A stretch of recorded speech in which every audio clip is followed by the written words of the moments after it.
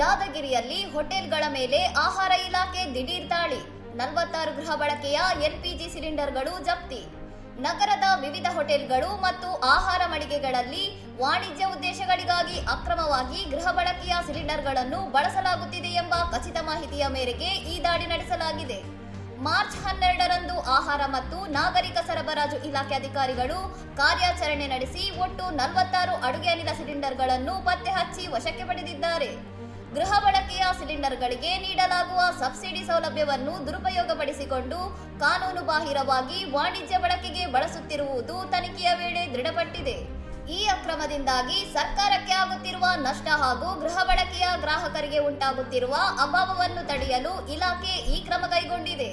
ನಿಯಮ ಉಲ್ಲಂಘಿಸಿ ಸಿಲಿಂಡರ್ ಬಳಸುವ ಹೋಟೆಲ್ ಮಾಲೀಕರ ವಿರುದ್ಧ ಕಠಿಣ ಕಾನೂನು ಕ್ರಮ ಜರುಗಿಸುವುದಾಗಿ ಮತ್ತು ಮುಂದಿನ ದಿನಗಳಲ್ಲಿ ಇಂತಹ ದಾಳಿಗಳು ಮುಂದುವರಿಯಲಿವೆ ಎಂದು ಅಧಿಕಾರಿಗಳು ಖಡಕ್ ಎಚ್ಚರಿಕೆ ನೀಡಿದ್ದಾರೆ.